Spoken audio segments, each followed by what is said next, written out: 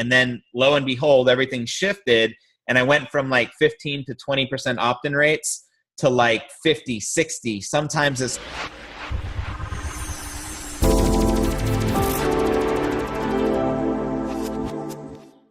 Hey, this is Ola coming to you live from myEmpirePRO studios. On this episode, I have, on the Network Marketing 2.0 show, I have the host of Weird Entrepreneurs.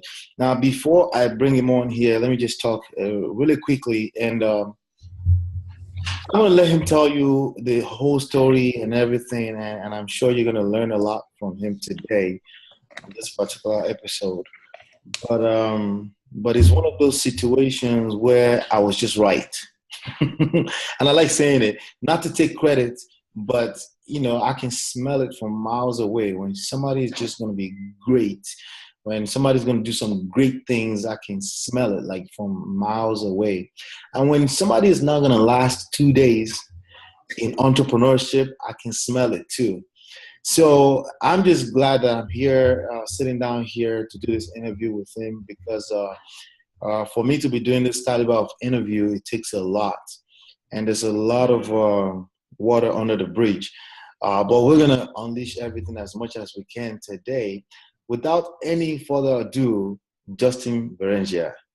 Yo, excited to be here, Ola. Thanks for having me on. I'm glad to share and get down and dirty here. Absolutely, absolutely, man. Now, you got to bring Weird Entrepreneurs back. Let me start from that. What's going on? I don't think I've heard anything from you since January. Yeah, I think we did 12-month run where we put out like 150 plus episodes, and then focus shifted a little bit. So we haven't been putting them out as we used to do 3 days every week. So, but we are looking forward to, bring it forward again and get back in the groove. We really enjoy interviewing people, just as you do. You get to learn so much and just build a personal connection with so many incredible people, and also inspire all the listeners from all over the world. So it's like, it is a win-win for everyone. And I appreciate your encouragement there, man. Good. Absolutely. I just realized how much I've been missing, after the 135th something episode here, decided to just do one. I'm like, I'm sold, it's just beautiful. And what we do requires to always stay on top of your game. Yep. And also what we do, we're going to get into your story a little bit. Sometimes you feel invincible, like you got it, but then you learn something from somebody and like, wait, I didn't see that coming, right? Your story, tell me your story. How did you get into all this? Yeah, crazy story, man. Dropped out of college. Originally, I was younger. I was like a full-time Kung Fu practitioner, and I wanted to become basically a practitioner in traditional Chinese medicine. We call TCM. And they had a college here in Tampa and nearby, like where I live. So I'm like, I could always learn, become a doctor. You got to get like a 2 years associate's degree. I could get at a local community college, which is where I was going. But long story short, I didn't pursue that. I had an opportunity in real estate. I knew that was the time where like everyone was making money in real estate. So I said, let me become basically a trainee appraiser, studying under a certified appraiser. You had to do that for 2 years to get the qualifications to take the state exam. But I said, one day I'll basically work for myself, and you know what I mean? I'll keep all the money when we do an appraisal versus get a small, tiny percentage being a trainee. But I was very grateful for the experience to get to learn. So those 2 years paid off very well. My first year in business, I started an appraisal company called Just in Time Appraisals. Just in time appraisals. Right. And I did very well. And that lasted like 2 years. And then everyone knows what happened to, the real estate economy, like things crashed. I owned 4 properties at the time, and I ended up $500,000 in debt, which basically we had to start over from there. But that was my first dive as like head first as an entrepreneur. So things were great, lost it all. And then this is the time of around, if I can backdate this here, I don't know, 2009, I was in network marketing Mm-hmm. because I saw that as an option. You know what I mean? And basically, where else do you not need an education? You know what I mean? Mm-hmm. No degree required, and you Right. can make obviously any type of lifestyle that you want to create for yourself. Mm-hmm. And I got in network marketing, and then I just failed for like 6 months straight. I did it the traditional way because we would do business opportunity meetings and straight up old school, because I didn't realize you can use the internet back then to Mm-hmm. build a business. Never connected the two. Right. And long story short, I gained some experience with people skills, because prior to network marketing, my personal development was very lack, and I Mm-hmm. did not have any people skills whatsoever. Mm-hmm. And so I struggled severely. But then once I realized that I was the variable of why I was failing when there was other people in that company succeeding. So that's when I did just start studying a lot of personal development, and also investing into myself, purchasing products and educational systems and, workshops from people like Danny Johnson Right. to up my skill level. And that's around the time I discovered I could use the internet to actually build that business. And long story short, I learned the internet, basically attraction marketing, similar to what you do. Right. Putting out content, videos, separate yourself from everyone else out there. What am I going to do that's going to be different than everyone else in the marketplace? And just being raw, authentic, Right. and just putting yourself out there seemed to always work extremely well. Long story short, in 2012, we started making a lot of money. When I say we, my wife and I, Yeah. she's also my business partner. She's totally amazing. She does her own masterminds, and she really connects with women really, really well, as that's a lot of the people she works with are mostly women. Nice.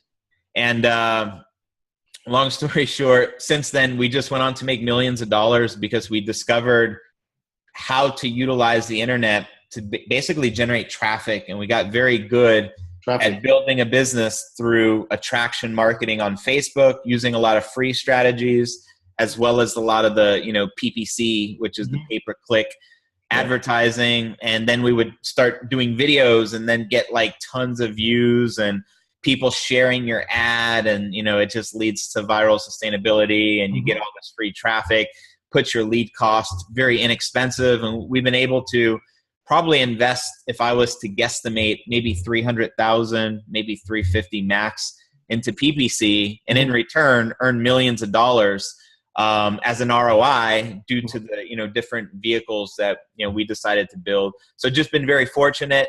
Now traveling around the world. We're going Europe in October for the month. We're going to go from everywhere from London to see Stonehenge, because it's very mysterious out there. Then go to Amsterdam, Switzerland, in Geneva. Nice.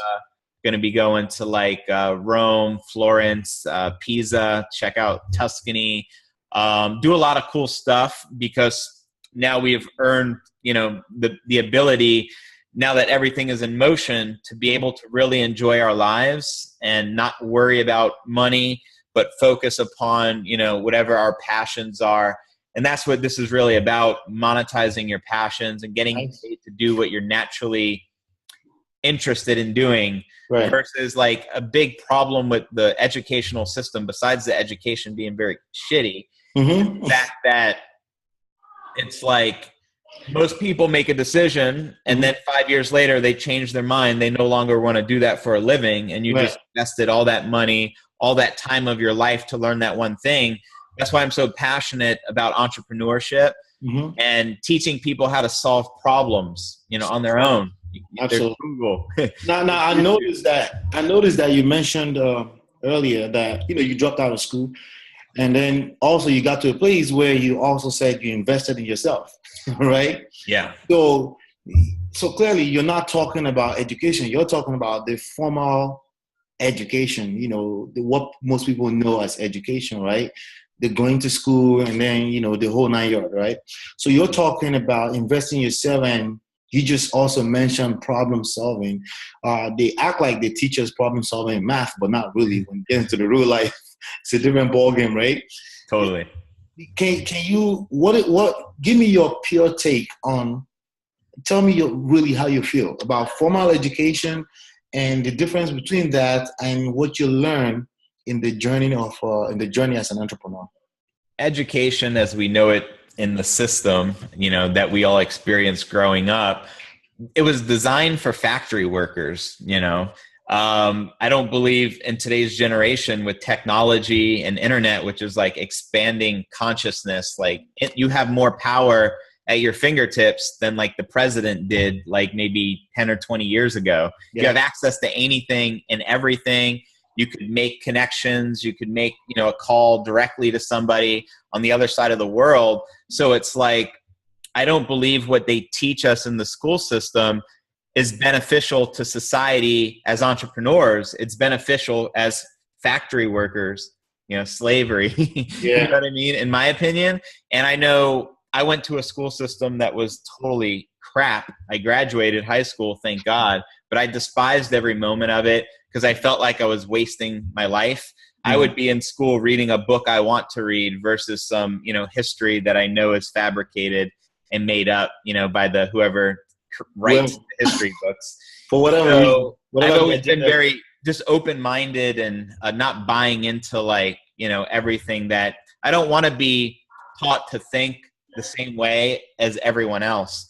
I want to learn how to think, for myself. Mm-hmm. And be unique and different. And that's what really weird entrepreneurs really symbolizes, is just being yourself, stepping into your power. You know what I mean? Mm-hmm. Yeah, absolutely. Now, the lobby of the CNN building, 2012. You remember that? Yes, we had lunch there, man. Yes. The fire that I saw in your eyes, I just can't forget it, man. I remember that your beautiful wife, Dee, she's having a good time, and she's meeting people. You're meeting people too, but you ask a question and then you have a fire in your face and you're listening, but it looks like you are ready to take on something. And then the rest was history from that point. What was it that was going through your mind at that point in time? Wow, that's a good question, man. Have to ponder that. Or maybe what stage were you before you came to that event? What is it? The biggest thing that comes to my mind is just, as you mentioned, the fire, which passion, man, just such passion to succeed, because I was in a very rough place. You know what I mean? Struggling to afford the rent, living in a 300 square foot studio apartment. Our place, this was in Costa Rica, our place kept getting broken into because there was a lot of like thieves. Petty theft is pretty big in Costa Rica due to like the poverty, so like I was sick of being robbed. I was sick of not having enough money. And I just wanted to really move to Colombia because I'm, one of those crazy people who believe there was a possibility of something happen at the end of 2012, whether an expansion of consciousness or like global shift. I don't know, but I decided to move to where like the higher elevation away from the water. That's what was going on with you? That's what was going on. So my motivation was, I don't want to, basically I don't want my family to die. So I have to do something about that. And, there was no other option. I knew it was my time. 2012 symbolized something far greater. It was just the birth of anything becoming possible, like limitless possibilities. And I just wanted to step into that because I knew it was my time. You know what I mean? So I was just ready. I was just waiting for someone to show me, show me the way. Right.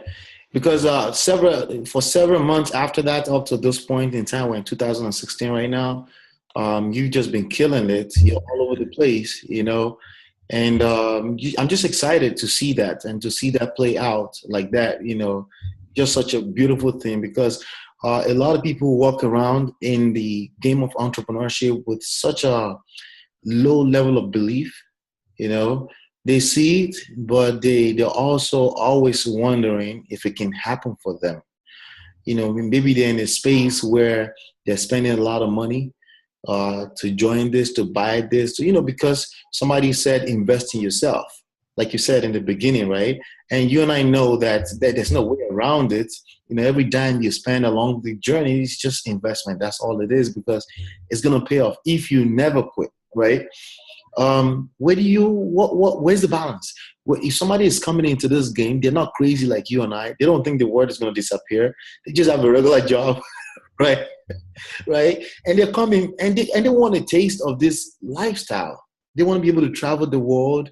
They want to make millions of dollars, right? And but they have limited resources. We all have limited resources, right? Right. So they're wondering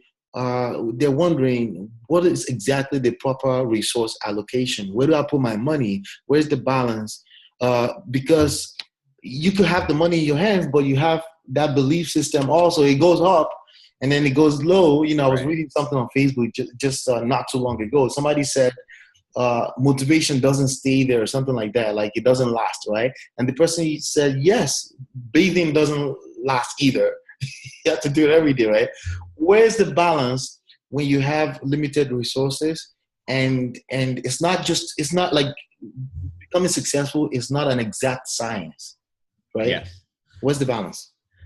And it's an excellent question. I would reframe it and never believe that I have limited resources, because then you're going to attract limited resources. And the real estate, the real gold is what's in between your ears. It's the ideas. Your ideas are real estate. You know what I mean? So if you think that if you just reframe it to believing in the infinite possibilities, you know what I mean? Because you're just one idea away from, you know, wherever you want to be, you know what I mean? It's just one idea away of implementing. And you just realize there's infinite possibilities in every second. Hold that thought. I'm sorry. Hold that thought. Wait, that's the first time I will ever hear it that way, by the way, because I always teach people that, and I want to correct it henceforth, or at least put it in proper context. Okay. I'm saying that from reality. You know, I'm an engineer. You know, you have a certain amount of budget. You say that, right? But then once you start, when you let your mind go a little bit, you realize that there's so much more than just amount you have, which is the whole idea of, for example, in real estate, other people's money, other people's resources is unlimited in reality, in the real reality, because perception becomes reality, right? I just wanted to inject that in there, but that's crazy. Thank you so much for that, because it's the first time I would hear it that way. That's crazy. Yeah, because oftentimes people, they see us, you know, as leaders like you and I, Ola, or other, you know, very successful entrepreneurs. But what makes them successful is invisible. It's just their train of thinking, seeing things from a different perspective and realizing that you have full authority to choose beliefs that are going to serve you, because it's the invisible that creates the material. You know what I mean? So if you want to, you know, change, you know, and reshape your business and have a lot of success, start realizing, you know, model successful people and, you know, restructure your own belief system based on what resonates, you know, with you, but choose beliefs that are going to serve you, you know, because from an unconscious level, you know, that's what's really in direct communication with, you know, law of attraction or universe and what you're manifesting. And so that's one thing. But I also understand money. Most people don't have a lot of money to invest, and we all started at the same ground floor. The good news is money doesn't determine your success. It's the activities and the results that you get. And you can get results without a lot to money. You just got to be willing to do the things that are required to get the results that most people usually aren't willing to do, which just look at going to a gym. Everyone wants to get buff and have that 6 or 8 pack. But how many people are going to stick to that, you know, diet and exercising maybe 2-3 times a week? How many people will do that a year out of 100 people? Like, you know, probably a handful. You know what I mean? Not a lot. So there are disciplines that you do that give you ultimately that slight edge, you know, and just that advantage over things you do. It increases your skill set. It increases your ability to solve problems. And if you're willing to solve problems fast, instead of lingering on them, and like one thing in your life, hold you up for 30 days because you don't know what to decide. You got to learn to like make decisions and figure out problems. And the faster that you can do that, probably the closer you're going to get to your goals. And I see most people who fail, they think they need to ask somebody for an answer. Like for example, I want to ask my mentor or whoever I bought this product from, I need to ask them, when you can go to Google and figure out that on your own. Because if you're getting caught up over a silly little question that you can find on your own and you're asking people for it, then what's the likelihood of you being a successful entrepreneur where you're going to have to solve problems that are, real deal, that are going to affect other people? So it's like a responsibility that we gain as well. The more I have to kind of remind people that, successful entrepreneurs are weird and crazy and not necessarily normal people. And if you want to make the kind of like, abnormal type of money or create abnormal type of results, in other words, AKA non-average type of results, then you're going to have to kind of like choose how you believe, your belief system and things like that. It's very true, because I noticed that people that fail or maybe give up too soon, not necessarily too early, but too soon, I noticed that it's because they got to a point, they stopped solving problems. For me, when I see an obstacle or challenge, my normal brain says, all right, let's figure it out, right? And that's my normal self, but a normal person would probably ask a guru, right? Which is why the population in church is ridiculous, or any religious setting, right? Because they're looking for something else, an outer body from themselves to ask, than to say, let's figure this out, And figuring it out, sometimes there are guru with agendas out there. They will have an answer for you because they're trying to, they have their own agendas, right? They get you on their own agenda, right? And I'm thinking, like, if someone could just in any situation, whatever situation, since we now know that we have unlimited resources, we have unlimited possibilities, right? If we know that every obstacle is just that, it's supposed to make you stronger, you're supposed to get around it, right? If we know that already, we could just simply say, ask the first thing you have to question. All right, this is an obstacle. How do we fix it? How do we get around it? As opposed to, oh no, Justin must know something that I don't know. Let me go ask him, right? Because even going to Google, right, to do a search is still you knowing that the power is at your fingertips. Let me go ask Google first, right? Yeah. That's just the knowing of that. And there's at least a dozen people who have solved your identical problem. So you can find the solution to anything ultimately using the internet. So know what you need to do. And then don't get caught up on anything. There's like forums, and a lot of times people get caught up on like their autoresponder or like ClickFunnels. And it's like, they have support Monday through Friday, ClickFunnels has chat support. They'll spend, 24 hours with you, however much time you need to figure out whatever, you need. So that's like half, the battle is just solving problems. But welcome it, embrace it, and don't let it stress you out. Some people, they get caught up on a problem and then all these other problems, and then they get overwhelmed because they just don't move forward and just leaning towards the problem and, working on a solution, which you can just walk through the problem like, easily, effortlessly almost every time. And I realize some of the people I really look up to, people like yourself and others who are very successful, they solve they just ultimately solve more problems, and they just have a different perspective at looking at life and looking at things, not looking at it from like, oh my God, it's a problem, but looking at it like, okay, here we go. That's something to deal with. Ready to swing the bat. Yeah, absolutely. Real estate.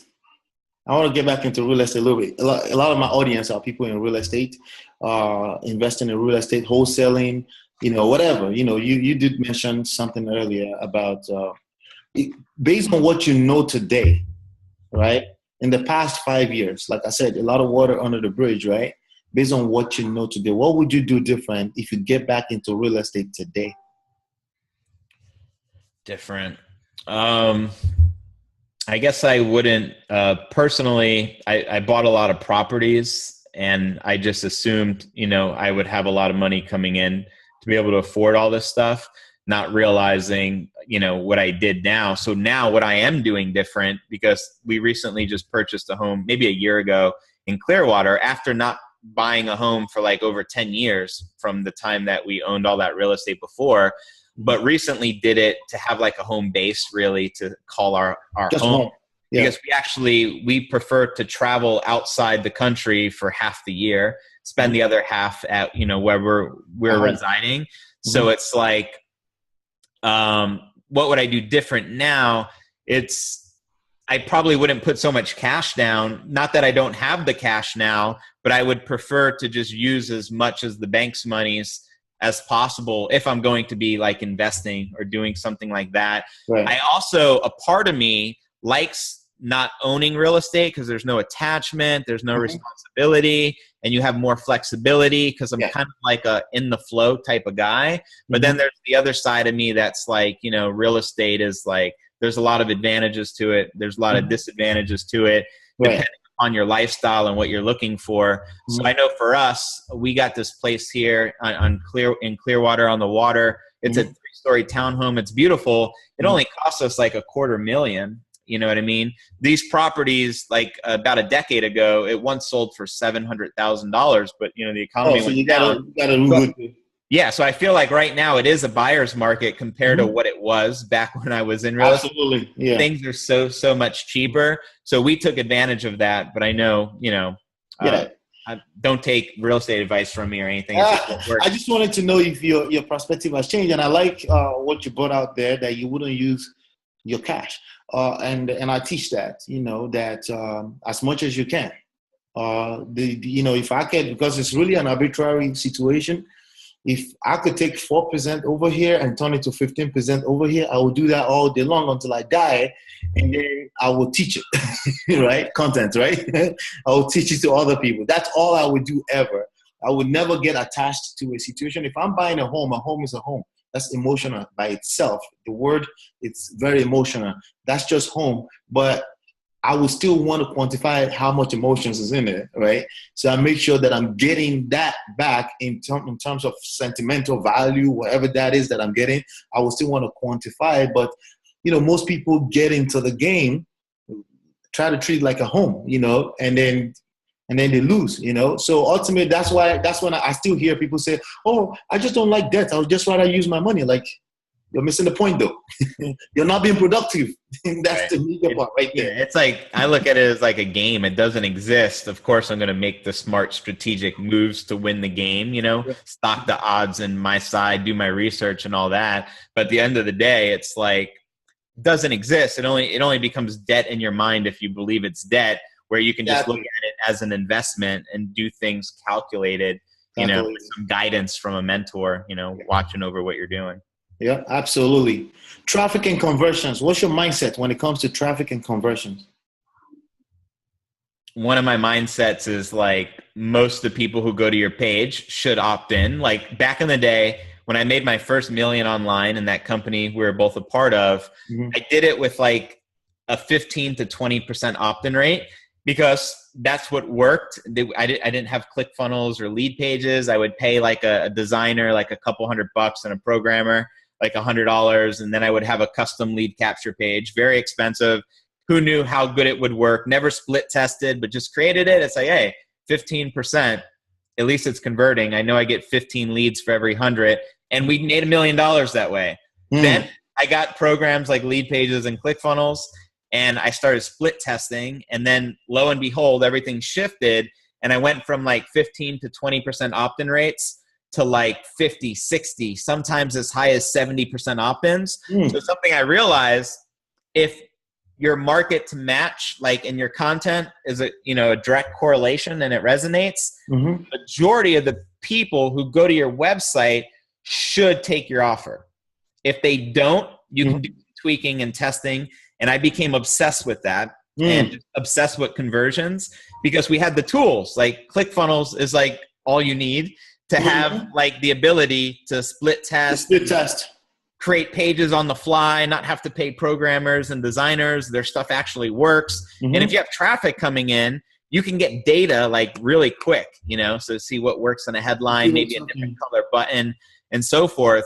So, but that's what I've realized. And doing what I do now, working with less people, but making way more money because our conversions are higher than ever. So doing things a little, even more strategic than we used to, with getting very laser targeted, knowing who your audience is, creating the marketing material that's just going to, you know, really resonate and connect so that the majority of them take up the offer and that you attract the right people from the get-go.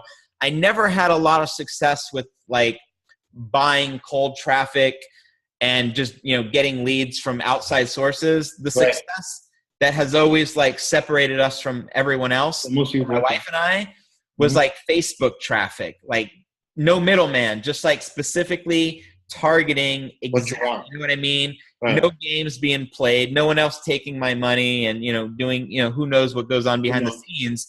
But I know it's in Facebook's best interest to deliver me the highest quality traffic so that I can continue to invest. So I decided to learn Facebook, you know what I mean?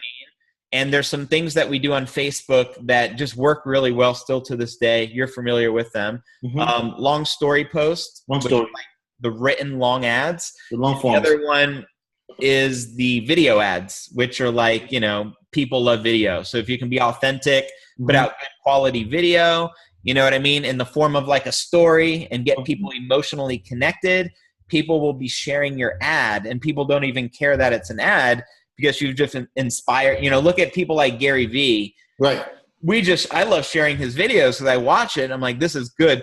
People need to see this. And it's like, he's getting all this free advertising, but it's like a win-win because he's putting out really good content. Absolutely. And, you know, every interview I've done, everybody mentions him. And I think it's because of his storytelling, you know, and storytelling is essentially what we're doing right now. But it's big deal. And I've used it and it works, you know, like the long form, I've used it, it works. I'll say what I haven't really tested that much would be the videos. I haven't tested on Facebook specifically.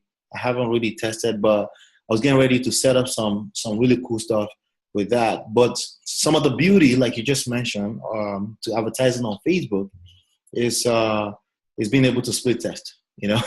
You see what's working literally, you know. But to add to what you just said with regards to buying ads, like solo ads and cold traffic and things like that, for me, it's been opposite. What has really worked for me the most has been being solo ads, you know. And that's why I laugh at people sometimes that don't really get in the game to figure out what's going to work for them. But sometimes you listen to this person, they say, this was going to work for me. The other person say, this is what's working for me. And before you know, you're confused and you never figure out something for yourself. And I've done it all. We started with SEO, you know, so I got to a place where I said, okay, I'm going to settle. And then they launched retargeting. What was that, like 2 years ago, 3 years ago? Like the noise about retargeting. So what I do now, I bring cold traffic to a page, and whoever opts in, then I retarget them further through the funnel based on what I want them to do. So it's almost like you spend the time with the people that are actually interested. You can also retarget people that say no, but I just figure why, you know, but because you can, you know, they say no, and you can exclude the people that opted in and target them with something else. You can be begging them with your retargeting ads to opt in, please. But I was like, why? Right? So all of that stuff I had to figure out for myself. I learned some basics, you know, from listening here, over there, you know, but then ultimately you learn the best when you actually get in it. When you get in it and actually start executing pretty much. But really cool stuff, man. I wanted to inject some strategical stuff in there really quickly. Conversions, right? Obviously, not everybody that opts in will buy immediately. Is there any conversion tips that you have that you will offer to people that are listening on conversion? Yes. Yeah, it's like people aren't really going to buy from you until they like you, know you, and trust you. So just build rapport, do the opposite what everyone else is doing. If everyone else is trying to sell them from email number one and they get an email every day trying to, like, you know, sell them, do the opposite. Don't try to sell them. Give them free value. Give them interviews like this. You know what I mean? Do some blog posts, shoot some videos, send it to them. Build that relationship. You know what I mean? because then people will love to buy from you. And one of the things you can do is create like a Facebook group and really nurture that group, do private things for them like Facebook Lives and stuff like that. You'll have a really highly engaged group and offer, people to come in there to get to know you better, share content on a regular basis. The more you don't have to email every day. If you're putting out good content, like I prefer quality over quantity. You know what I mean? Just think of in the terms of what would you like to see in your email inbox? Do you want to be pitched every day, or do you want to like learn something cool and new from some new stranger that you're just digging their value? So if you do that, do things a little differently like that. If you do webinars, do webinars as well. It's a great way to build a bond for a couple hours before asking for the sale. You know what I mean? Demonstrating your value, then the sales will be more effortless. Where if everyone's just chasing people and it's like, buy this, buy this, buy that, they're going to continue to struggle because this just doesn't work. You know what I mean? Right. Absolutely.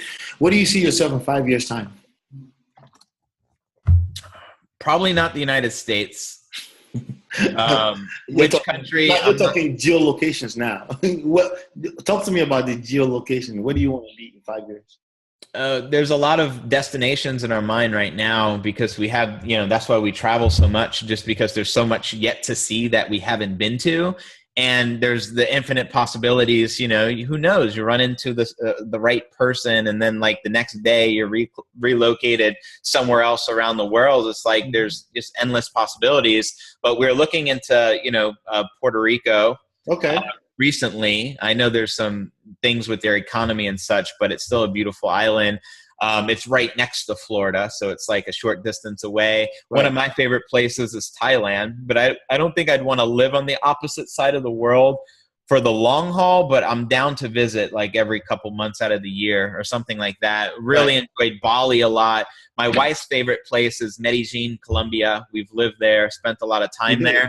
So there's just like, I think I'll be happy as long as I'm always traveling and exploring, because if I'm stagnant in one area for too long, like life becomes boring. It's like the same routine day after day. So I just need to always be seeing new things and like experiencing new situations I've never experienced before. You should have Jibril take you to Nigeria, man, to Africa. Yes, I have to go. I haven't been there yet. You haven't been there yet? Not yet. Oh my God. All right, cool. The thing is that I've only been to a few places too. I haven't really traveled as much, but I do plan to do a lot of travel too. And I think you're right about the fact that there's so much to know, to learn about this world, that if you're not doing a little bit of that, at least you're going to be missing out big time. And the only regret you will have later on is, why didn't I? No matter what the cost is, Cool, man. So I want to know where you see yourself in 5 years business-wise. That's a good question. And I should project more 5 years into the future, because I probably don't.